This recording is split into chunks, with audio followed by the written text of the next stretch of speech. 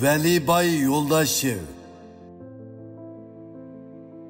İli Uyg'urlardan çıkan yüksek nopozluk ve inovatlik bay. Hem de Çar Rusya ve Manju imperiyasi oldida tangli hurmat e'tiborga sazovar bo'lgan ataqliq erbab Velibay Yo'ldashev 1838-yili İli tavasidagi G'ulja Hunhay Mazri kentida tug'ilgan. U otasidan kichikla ayrilib qolg'ashqa, onasining tarbiyasida bo'lib, kichikdinla turmush eg'irchiliklarini beshidan kechirib, tijorat va ovqatga pishgan. U o'zining tirishchanligi va pamparasiti tufayli turmush sharoitini tezli yaxshilab olgan. 1871-yili 7-oyda İli sultonligining poytaxti G'ulji shahrini Çar Rusya askarlari ishg'ol qilib olgandan keyin u bu yerga ko'chib kelgan O'rus, Tatar va boshqa savdogarlar bilan munosabat bog'lab, ish o'qiti texmi yaxshilanishga boshlagan. 1871-yildan toki 1881-yilgacha bara-bara kengtasha etizliklari, minglagan chorva mollari, nurg'un ishlab chiqarish o'rinlari, hatto shaxsiy bankisi bor ko'rinarlik oz sondagi boylar qatoridan o'rin elib, ismi otqi butun Yetsuga keng tonilishga boshlagan. 1881-yildan keyingi cho'ng ko'sh-ko'shda uning donqi butun Çar Rusya tavasiga bo'libmi Ruslarning Turkiston harbiy o'lkasiga pur ketgan. Miladiya 1871-yili iyul oyida Türkistan ülkesinin general gubernatori Kolpakovskiy Uyg'urlarning ataqliq bay kapitalisi Yetsuda cho'ng hurmatga ega shaxs Velibay Yo'ldashevning yordamiga tayinib, ili Uyg'urlarini Yetsuga ko'chirish maqsadida bo'lgan. Ashu maqsadni amalga oshirish uchun Toshkentdan Yetsuga kelgan general gubernator Kolpakovskiy Velibay Yo'ldashev bilan uchrashib, uningdan elilik Uyg'urlarni Yetsuga ko'chirib chiqarishga yordamlashishni iltimos qilgan.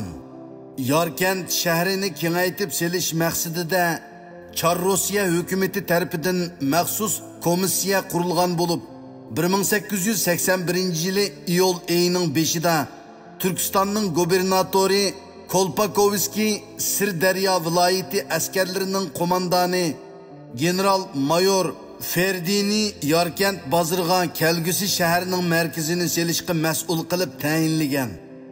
Bu vaqtki eng dastlabki hujjat 1881-yili 7-noyabrda yozilgan bo'lib, bu shaharni kengaytib selishda ko'chat tikish va bog'u bo'stonlik qilishga cho'ng ahamiyat berilgan.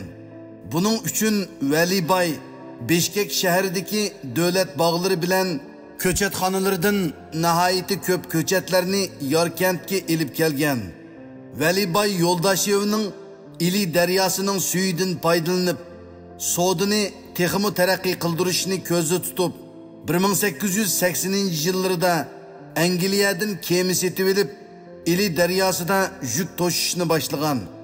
Bu ish general gubernator Kolpakovskiy tarafidan qizg'in qo'llab quvvatlangan. Yarkent shahrimu rosa kengayib, gullanishga boshlagan va savdo ishlari avj olgan. Ishlab chiqarish korxonalarining qatori kengaygan. Savdo o'rinlari yengilari bilan to'liqlangan. Ularning ko'pchiligi Velibay Yo'ldashevga taalluq edi.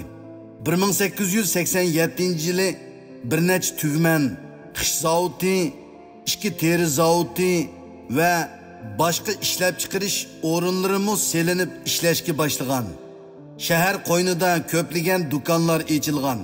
Dastlabki maktablar borliqqa kelgan. Jumladan 1886-yili yezigilik maktabi o'quvchilar uchun ishkini ochgan. Uningdan sal ilgari bu shaharda dastlabki shifoxona selingan edi. Shu xildagi taraqqiyot va gullanishning namoyandalaridan biri sifatida Yarkent shahrining o'ttirsida Velibay madrasasi qad ko'tarib turdi. Yetsu Uyg'urlari bu madrasani bu tadbirchan islohotchi boy Veliboy Yo'ldoshevning xalqqa qoldirib ketgan ajoyib va o'lmas mirosi deb tanıydı. Bu madrasaning qurilishi 1892 yilning boshlarida boshlanib 1895 yili bitgan bo'lib, bütün qurilish cho'ng masjid, madrasxonalar, 24 bo'lma, kichik masjid va bosh darvozani o'z ichiga oladi. Madrasada faqat Yarkent tavasininla emas, qo'shni ili va boshqa yerlardan kelgan taliblarmi dars olgan. Ma'lumotlarga qaraganda 4 sinflik madrasada diniy o'qitish bilan bir qatorda matematika, coğrafiya, tarix va boshqa fanlarmi o'qitilgan. Mazkur masjidga kiradigan eshikning peshonasiga arab yoziqida agar siz bu cho'ng binoning egisini bilmoqchi bo'lsangiz, u dal men bo'laman Veliaxun Yo'ldoshev degan so'zlar aniq yozilgan. Veliboy Yo'ldoshev har taraflama yetilgan, fanparosatlik, vatanparvar kishi bo'lib, u yana Uyg'ur milliy madaniyatining taraqqiyotiga cho'ng hassa qo'shgan shaxsdir. Masalan, uning 1913 yili Almutada Yetsu Uyg'urlarning kundalik turmushi va amaliy san'ati ko'rgazmasini uyushtirganligi ma'lum. Veliboy Yo'ldoshev o'zining tadbirchanligi va fanparosati bilan ili Yetsu tavasida emas, Chorrossiyaga keng tanilgan bo'lib, 1892 yili u Rossiyaning faxriy puhrosi va oliy fazilatlik sodigar degan faxriy nomlarga sazovor bo'lgan. Veliboy 1892 yili Omski shahri atrofida podshoh taxtining mirosxo'ri yosh Nikolayni kutuvli sharpiga muyassar bo'lgan. Keyinchalik Sankt-Peterburgga berib, yosh podshoh Nikolay II'ning huzurida qabul qilingan. U yana ko'plagan yuqori darajalik yig'in, so'rinlarga qatnashgan. Padişah hükümetining bir qancha orden va medallari bilan mukofotlangan. Veliboy yana boshqa inovatlik boylar bilanmi munosabatda bo'lib, maslahatlashib, bir-biriga yordamlashib turgan. Jumladan g'oljilik, atoqliq va fanparosatlik boylar aka-uka Baudun va Hüsen Musa boylar Germaniya sanoat şirkati bilan tuzilgan shartnoma bo'yicha G'olji shahrida kelgusida silinadigan zamonaviy teri zavodining jabduq uskunalarini 1907 yili temir yo'l orqali Chorrossiyaning Omski shahriga yetkazib kelgan.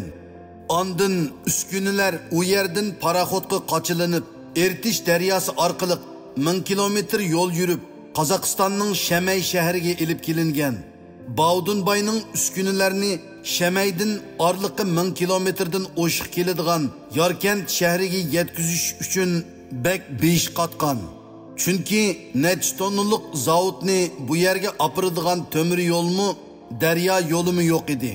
Bu chaqda Veliboy jabduqlarni bosadigan 50 dan o'shiq hayvatlik o'kuz harusi tayyorlatib, ularga zavod jabduqlarini besib Shamaydan Yarkentga omon eson elib kelgan. Undan keyin Veliboy Yarkentdan G'uljiga boradigan yo'lni zavod zapchaslarini to'shiydigan harularga loyiq yasab chiqishni o'z ustiga olgan. Chunki Yarkent bilan G'ulji shahri orliqi 100 chaqirimdan o'shiq yo'l o'yman cho'nqur bo'lib, sufati to'limi nachar edi. Veliboy bu yo'lni tuzash ishini o'diga elib, Yarkent xalqini Musa boylarning bu tarixiy yaxshi ishiga yordamlashishga safarbar qilgan. Shunda qilib, zavod uskunalari nurg'un qiyinchiliklar bilan G'ulji shahriga elib kelingan. Oradan 2 yil o'tgandan keyin, ya'ni 1909 yili kuz faslida zavod rasmiy ish boshlagan. Veliboyning inovatini yuksaltirgan yana bir ishi shuki, u 1930 yillardagi Uyg'ur milliy mustaqillik inqilobining rahbari Xo'janiyaz hojini himoyasi ostiga olgan va uning harbiy mahoratini puxtalashiga yordamchi bo'lgan. 1914 yili 8 oyning 8 kuni Chorrossiya hukumatı Türkiston o'lkasida rasmiy urush safarbarligi e'lon qilib, har bir oiladan bir erni askarlikka elish buyruqini jakarlagan. Buningdan Kattibay Valibaymu saqlanib qololmagan. Bu chaqda Valibayning homiyligida turayotgan 25 yoshlik Xo'janiyaz Hoji Valibayning o'g'li o'rniga Birinchi dunyo urushiga askar bo'lib borgan. Valibay 1915-yili vafot bo'lgan bo'lib, Yorkent xalqi uni zo'r hurmat bilan Yorkent shahrining janubiy qismidagi Bilal Nazim qatorliq ulug'lar dafn qilingan qabristonlikqa dafn qilgan. Qozog'iston mustaqillikka erishgandan keyin Sovet davrida xarobilikqa aylangan bu qabristonlikmi temir betonlar bilan qorshilib, ichi tozalanib, radga silingan va ko'chatlar tikilgan. Valibay madrasa oldidagi cho'ng ko'cha uning nomi bilan berilgan bo'lib, Yorkentda har yili uning xotirasiga bag'ishlanib, har xil faoliyatlar o'tkazilib turmoqda.